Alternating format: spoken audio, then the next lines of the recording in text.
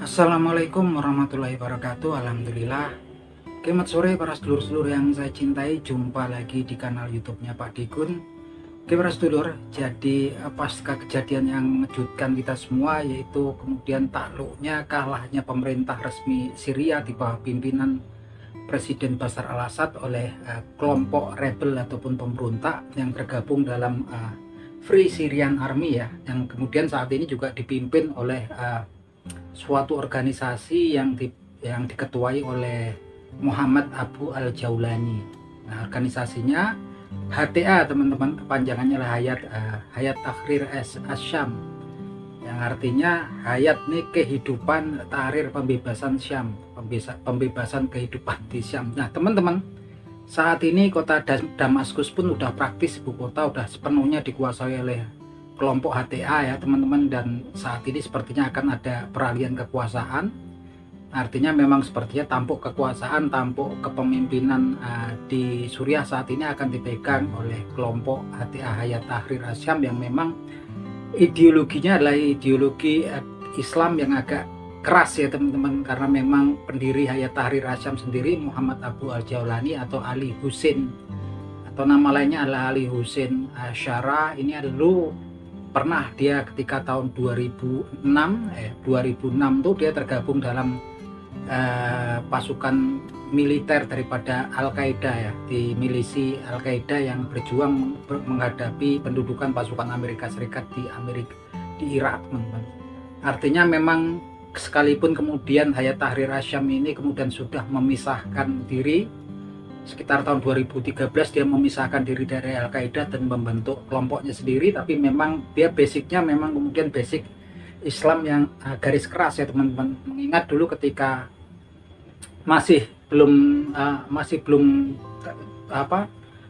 membentuk HTA ini, ketika kemudian si Muhammad Abu al-Jaulani ini bebas ya, ketika pasca kemudian ditangkap dan dihukum oleh tentara Amerika Serikat selama 6 tahun, dia bebas, kemudian dia buka branch ataupun cabangnya Al-Qaeda di Syria. Di situ yang kemudian dinamakan dulu adalah Jabhat al-Nusra organisasinya, yang mana juga di situ dia bersahabat dengan Abu Bakar al-Baghdadi ya, pendiri ISIS. Artinya memang sekalipun kemudian mereka berpisah, dan sekalipun kemudian si Muhammad Abu al-Jaulani ini kemudian mendirikan organisasinya sendiri dan memisahkan dari Al-Qaeda, tapi memang dia ini memang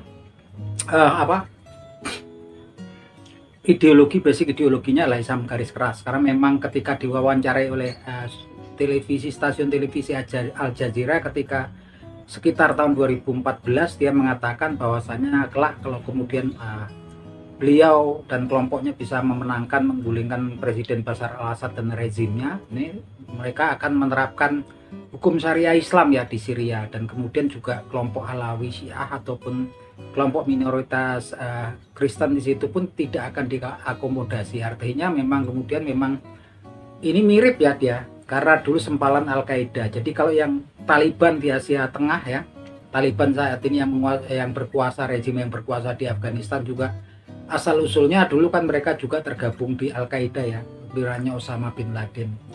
Yang jelas saat ini kemudian Israel sepertinya siaga ya, karena memang ini serba salah ya.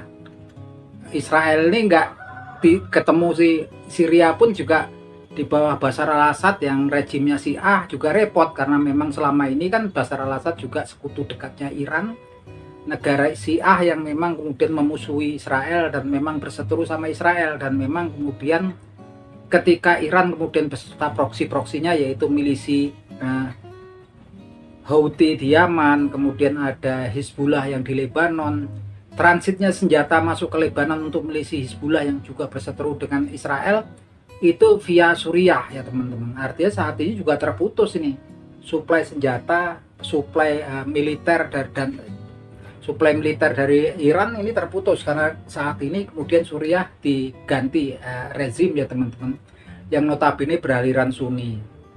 Tapi ini lebih untuk Israel juga nggak ada manfaatnya, karena memang dia yang saat ini juga pastinya memang kelompok Islam garis keras, dan memang salah satu target jangka panjangnya adalah pembebasan Yerusalem kan untuk kelompok-kelompok ini. Dan ini lebih, mereka pikir pastinya juga lebih berbahaya karena memang disokong oleh negara-negara Sunni di Arab ya teman-teman, seperti Arab Saudi, Qatar, dan di belakangnya juga ada Turki. Artinya memang dari segi pendanaan mungkin lebih kuat ini si HTA, Hayat Tahrir Asyam yang akan saat ini memegang kendali pemerintahan di Suriah. Makanya nggak heran kalau kemudian pasukan tank lapis bajanya Israel saat ini kemudian melaju keluar dari zona perbatasan dataran tinggi Golan. Mereka kemudian parkir tanknya di sekitaran pegunungan Hermon ya teman-teman, yang sebelumnya ini zona buffer. Dan kemudian dilaporkan juga bahwasanya jet-jet tempurnya Israel saat ini melakukan pemboman terhadap basis-basis militer pemerintah Suriah pasca ditinggalkan tentara nasionalnya Syria. Nah ini dibomin semua, dari gudang senjata, kemudian untuk perlengkapan militer semua kan, pangkalan udara, semuanya dibom oleh tentara Israel. Bahkan dikabarkan sekarang kan pembomannya hampir 100 kali ya ini, dalam satu harinya ini. Artinya memang mereka nggak mau kemudian kalau persenjataan ataupun teknologi yang memang ditinggalkan oleh pasukannya Presiden Bashar al-Assad, rezim Bashar al-Assad ini kemudian dikuasai dan kemudian dimanfaatkan oleh kelompok Hayat Tahrir Asyam yang akan memegang tampuk kekuasaan Syria saat ini gitu kan. Karena bisa jadi lebih berbahaya daripada kelompok Syiah sendiri di bawah pimpinannya Presiden Bashar al-Assad gitu kan. Karena memang kemudian kan teknologinya lumayan kan, peralatan militer kayak kemudian pesawat, helikopter pilihan Syria ini memang karena mereka bekerja sama, mereka juga sekutunya Rusia dan Iran, tentunya kan memang lumayan. Makanya saat ini juga dilakukan bumi hangus ya sama Israel gitu kan. Karena memang ini saat ini juga repot, ini rawan karena memang dia langsung berbatasan langsung sama Israel ya, dataran tinggi Golan gitu kan. Dan dikabarkan juga Amerika yang pangkalannya memang saat ini mereka bercokol di provinsi timur Suriah, yang di provinsinya Kurdistan saat ini juga sama Angkatan Udara Amerika juga melakukan sapu bersih, bombardir terhadap kantong-kantong pemberontak ISIS yang memang masih tersisa di beberapa area di Syria. Nah yang ini memang agak rumit ya teman-teman, karena memang kemudian HTA, Hayat Tahrir Asyam ini kan memang salah satunya adalah pasukan milisi Sunni yang kemudian memang mendapatkan bantuan pelatihan militer dan persenjataan serta dana dari Turki ya, di bawah pimpinan Presiden Tayyip Erdogan. Yang jelas Turki pun saat ini sudah berada posisinya masuk dari perbatasan Syria itu ada sekitar 30 km. Yang intinya mereka ingin menjaga perbatasan Turki dari kemudian provinsi Kurdistan yang ada di Syria, karena memang kemudian kan mereka terafiliasi, mereka bekerja sama dengan PKK ya, Partai Komunis Kurdistan, yang juga memberontak ingin memisahkan dari Turki. Yang saat ini juga Turki nggak bisa menyerang provinsi Kurdistan yang di Syria karena di situ juga mereka di bawah perlindungan Amerika. Pasukan Amerika itu pangkalannya saat ini di provinsi Kurdistan yang ada di Syria teman-teman. Artinya memang agak rumit ya posisi di Syria ini sendiri. Sedangkan untuk saat ini kan kemudian yang tergabung dalam HTA ini, bersama HTA ini juga nggak HTA sendiri gitu kan. Nggak cuma Hayat Tahrir Asyam, ini banyak front yang memang alirannya kebanyakan kan memang ketika memulai konflik dengan pemerintah yang resmi di Syria tahun 2011, HTA belum bergabung. Mereka adalah kelompok-kelompok Sunni yang memang sebagian besar pejuangnya, fighternya, kombatannya ini adalah orang-orang yang perjuangnya ideologinya ideologi revolusi gitu kan, nggak lebih ke ideologi agama. Nah kalau si HTA, Hayat Tahrir Asyam ini kan lebih ke ideologi agama gitu kan. Bahkan menjelaskan di tahun 2014 ketika diwawancarai tadi oleh Al Jazeera, dia akan menerapkan hukum syariah Islam gitu di Syria ketika mereka berkuasa. Artinya ada kemungkinan juga dengan faksi-faksi yang ada di milisi Free Syria saat ini pastinya juga bisa terjadi konflik kalau nggak ini kan. Seperti dulu pasca Mujahidin itu di Afghanistan, pasca mereka berhasil mengusir Uni Soviet gitu kan, dan mengalahkan pemerintahan resmi di bawah Presiden Najibullah, kan mereka justru berkonflik antar kelompok Mujahidin sendiri kan. Dulu ada Jenderal Dostum yang ada di menguasai Tajikistan, itu yang suku-suku Tajik ya, di utara, sebelah utara dan tenggaranya Afghanistan, kemudian ada yang Singa Lembah Pansir, Golbuddin Hekmatyar, dan juga ada Syekh Muhammad Rabbani yang memang dulu kan mereka berkonflik sendiri gitu kan, pasca kemudian mereka bersatu, kemudian berhasil menaklukkan pemerintahan resmi Afghanistan dan juga Uni Soviet ya. Dan ini ada kemungkinan juga gitu kan, ini kan juga repot karena memang ternyata ideologinya berbeda-beda, tapi yang jelas mereka alirannya Sunni. Dan ini tampaknya juga Israel pastinya juga siaga, dan mereka kemudian memang memanfaatkan situasi ini untuk maju dari perbatasan, dan mereka juga melakukan bumi hangus, melakukan pengusahaan pemboman daripada fasilitas-fasilitas militer Syria yang saat ini ditinggalkan tentara Syria. Kalau dulu kan nggak berani, karena memang di fasilitas-fasilitas militer Syria itu ada angkatan bersenjata Rusia, pasukan khusus baret hitamnya Rusia, dan ada juga angkatan udaranya, angkatan lautnya Syria gitu kan. Yang jelas juga angkatan udara Rusia, teman-teman. Angkatan udara Rusia kan melindungi kemudian kantong-kantong militer, tempat gudang senjata, terus artilerinya ya, pasukannya Bashar al-Assad. Artinya dulu Israel juga nggak berani kalau langsung melakukan pengeboman terus berhadapan-hadapan dengan angkatan udara Rusia. Kalau saat ini kan Rusianya juga udah narik mundur ya, yang mereka punya pangkalan militer tapi saat ini udah menarik mundur ke pangkalan militer yang ada di Syria ya, pangkalan militer yang memang ada di Syria, tapi mereka udah menarik mundur dan nggak berurusan sepertinya dengan Hayat Tahrir Asyam artinya.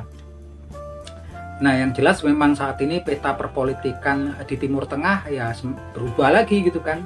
Kalau selama ini kekuatan di yang kemudian anti Amerika dan kemudian anti Israel itu selama ini dipimpin, komandonya di bawah Iran ya, yang alirannya Syiah gitu kan, sama proksi-proksinya ada milisi Houthi di Yaman, milisi Syiah yang ada di Irak, dan kemudian Hizbullah juga yang merupakan di Lebanon, serta kemudian juga ada Hamas di jalur Gaza saat ini. Ya ini kelompok Sunni mulai mendapatkan tempat di sini. Kalau mereka ini kan resmi menjadi pemerintah resmi yang di Syria ya teman-teman.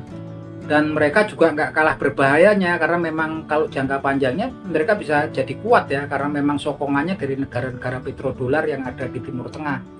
Yang jelas saat ini ketika ada peralihan kekuasaan langsung memberikan dukungan adalah Arab Saudi, kemudian Qatar, Turki langsung memberikan dukungan pada pemerintahan yang baru ya teman-teman. Yang memang kemudian kita semua masih menunggu, tapi yang jelas ini memang nggak kemudian mengurangi tensi di Timur Tengah, karena jelas mereka ini berbatasan langsung saat ini dengan Israel nih, kelompok Hayat Tahrir Asyam gitu kan. Tapi yang jelas mereka juga pastinya juga harus kemudian mengakomodasi antar kelompok yang ada di internal mereka, karena kelompoknya ini banyak ya, nggak cuma satu.